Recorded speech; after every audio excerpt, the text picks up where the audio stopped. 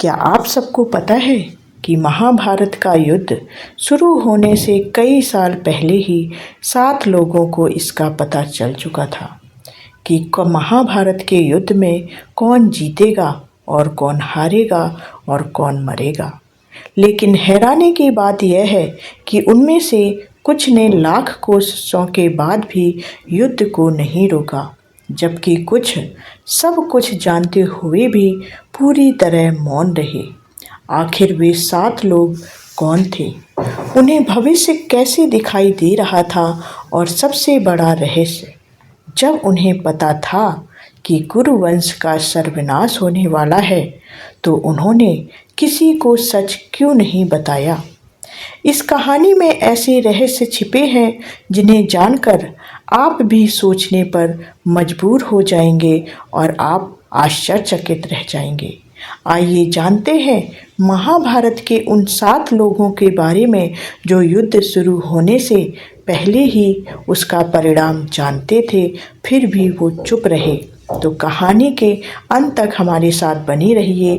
पूरा रहस्य जानने के लिए वीडियो को लाइक कीजिएगा, शेयर कीजिए और चैनल को सब्सक्राइब कर लीजिए, क्योंकि हम ऐसे ही रहस्य लेकर आते हैं। तो चलिए, अभी कुरुक्षेत्र में शंख भी नहीं बजे थे, सेनाएं आमने सामने नहीं आई थी, अर्जुन ने गांडीव नहीं उठाया था, भीम की गदा अभी शांत है, दुर्योधन अपने अभिमान में डूबा हुआ है। लेकिन उसी समय कुछ ऐसे लोग मौजूद थे जिन्हें आने वाले 18 दिनों का पूरा इतिहास पहले से दिखाई दे रहा था। उन्हें पता था कि लाखों योद्धाओं की मृत्यु होने वाली है, महान साम्राज्य मिटने वाले हैं, हस्तिनापुर का भविष्य बदलने वाला है और अंत में विजय किसकी होगी, यह सब उन्हें पता था। फिर भी वे इस विनाश को रोक नहीं पाए। आखिर ऐसा क्यों? महाभारत का युद्ध केवल 2 परिवारों के बीच का संघर्ष नहीं था, यह धर्म और अधर्म, सत्य और असत्य, न्याय और अन्याय के बीच का अंतिम महासंग्राम था। कहा जाता है कि जब पृथ्वी पर पाप का भार बढ़ गया और अत्याचार अपनी सीमा पार कर गया, तब स्वयं काल ने महाभारत के रूप में अपना खेल रचा।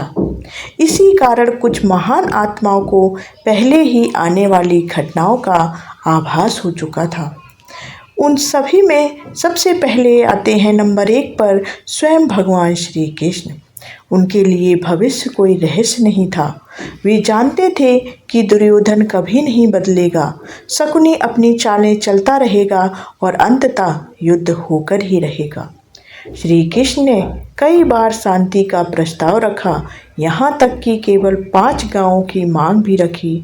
लेकिन जब दुर्योधन ने सुई की नोक जितनी भूमि देने से भी इनकार कर दिया, तब श्री कृष्ण समझ गए कि अब विनाश निश्चित है। उन्हें पहले से ज्ञात था कि कौरवों का अंत होगा और धर्म की विजय होगी। दूसरे थे भीष्म पितामह, जिन्होंने अपने जीवन में असंख्य युद्ध देखे थे। उनके पास दिव्य ज्ञान और अनुभव का अथाह भंडार था। जब उन्होंने देखा कि स्वयं नारायण यानी श्री कृष्ण पांडवों के साथ खड़े हैं, तभी उन्हें परिणाम का अनुमान हो गया था।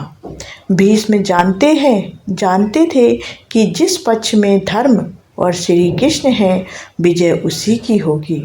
लेकिन उसकी प्रतिज्ञा उन्हें कौरवों के पक्ष में बांधे हुए थी। वे जानते थे कि वे हारने वाले पक्ष के लिए युद्ध लड़ रहे हैं, फिर भी अपनी प्रतिज्ञा से वे पीछे नहीं हटे। तीसरे थे महर्षि वेदव्यास। वे केवल एक ऋषि नहीं बल्कि त्रिकालदर्शी महापुरुष थे। वे अतीत, वर्तमान और भविष्य को स्पष्ट रूप से देख सकते थे। उन्होंने धृतराष्ट्र को अनेक बार चेतावनी दी। उन्होंने कहा कि यदि दुर्योधन को नहीं रोका गया तो कुरुवंश का सर्वनाश हो जाएगा। लेकिन धृतराष्ट्र पुत्र मोह में इतने अंधे थे कि वे सब कुछ जानते हुए भी हमेशा मौन रहे और नियति अपने मार्ग पर आगे बढ़ती गई। चौथे थे सहदेव, जिनका नाम सुनकर बहुत से लोग आश्चर्यचकित हो जाते हैं। पांडवों में सबसे छोटे सहदेव को त्रिकालदर्शी माना जाता है। कहा जाता है कि उन्हें भविष्य में होने वाली घटनाओं का सटीक ज्ञान था। वे जानते थे कि युद्ध कब होगा, कौन मरेगा, कौन जीवित बचेगा और अंत में किसकी विजय होगी। लेकिन एक रहस्य यह भी बताया जाता है कि श्री कृष्ण ने उन्हें आदेश दिया था कि वे भविष्य का यह ज्ञान किसी को भी ना बताएं। इसलिए सहदेव सब कुछ जानते हुए भी हमेशा मौन रहे। पांचवें थे संजय। जब महर्षि वेद व्यास ने उन्हें दिव्य दृष्टि प्रदान की तब वे युद्ध शुरू होने से पहले ही उसकी दिशा समझ चुके थे। संजय जानते थे कि धर्म की विजय निश्चित है। जब वे धृतराष्ट्र को युद्ध का वर्णन सुनाते थे तो उनके शब्दों में भविष्य का दर्द पहले से झलकता था। उन्हें मालूम था कि धृतराष्ट्र अपने 100 पुत्रों को खोने वाले हैं। छठे थे द्रोणाचार्य। वे केवल महान गुरु ही नहीं बल्कि अत्यंत विद्वान और तपस्वी भी थे। उन्होंने अपने शिष्यों की शक्ति को स्वयं परखा था। वे जानते थे कि अर्जुन जैसा धनुर्धर संसार में दूसरा कोई नहीं है और जब अर्जुन के साथ स्वयं श्री कृष्ण हो तब उन्हें पराजित करना लगभग असंभव है। द्रोणाचार्य समझ चुके थे कि कौरवों की हार निश्चित है, लेकिन राजधर्म और कर्तव्य के कारण वे उसी पक्ष में खड़े रहे। सातवें थे कृपाचार्य। महाभारत के सबसे रहस्यमय पात्रों में से एक हैं कृपाचार्य। कृपाचार्य ने भी श्री कृष्ण के विराट स्वरूप का दर्शन किया था। वे समझ चुके थे कि यह युद्ध साधारण नहीं है। यह स्वयं काल द्वारा लिखा गया इतिहास है जिसे कोई बदल नहीं सकता।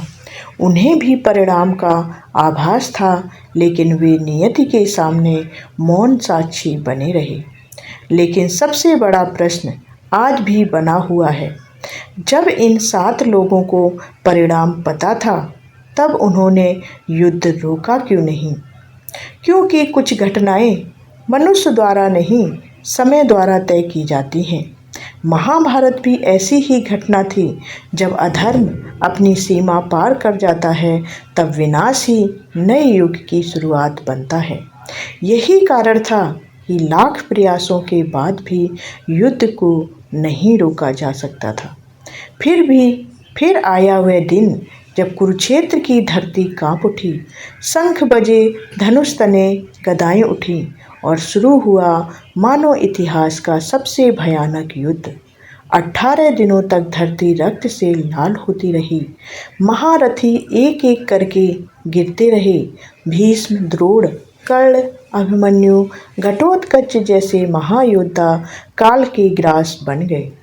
जब युद्ध समाप्त हुआ तब विजय तो पांडवों की हुई, लेकिन वास्तव में कोई भी पूरी तरह विजेता नहीं था। कौरवों का संपूर्ण वंश समाप्त हो चुका था। पांडवों के पुत्र भी मारे जा चुके थे। हस्तिनापुर में केवल शोक और आंसू बचे थे। कहा जाता है कि महाभारत के बाद भारतवर्ष का स्वर्णिम युग धीरे धीरे समाप्त होने लगा। लाखों वीर योद्धाओं की मृत्यु से अनेक राज्यों की शक्ति कमजोर हो गई। समाज, राजनीति और अर्थव्यवस्था पर गहरा प्रभाव पड़ा। धीरे धीरे कलयुग का प्रभाव बढ़ने लगा और वैदिक ज्ञान का प्रकाश कम होने लगा। लेकिन इसी विनाश के बीच मानवता को एक अमूल्य उपहार भी मिला। वो उपहार था श्रीमद् भगवत गीता।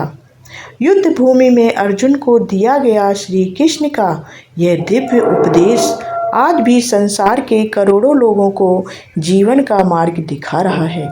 यही महाभारत का सबसे बड़ा रहस्य है।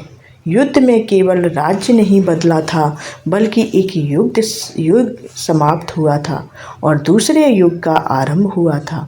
शायद इसी कारण 7 महान आत्माएं परिणाम जानते हुए भी मौन रहीं, क्योंकि वे समझ चुकी थीं कि यह केवल युद्ध नहीं बल्कि समय का निर्णय था। आपको हमारी जानकारी कैसी लगी कमेंट करके बताएं और यह जानकारी अपने दोस्तों और परिवार के साथ शेयर करें और ऐसे ही रहस्यमय जानकारी के लिए हमारे चैनल को सब्सक्राइब कर लें। मिलते हैं अगले रहस्य के साथ, तब तक के लिए जय श्री कृष्ण। धन्यवाद।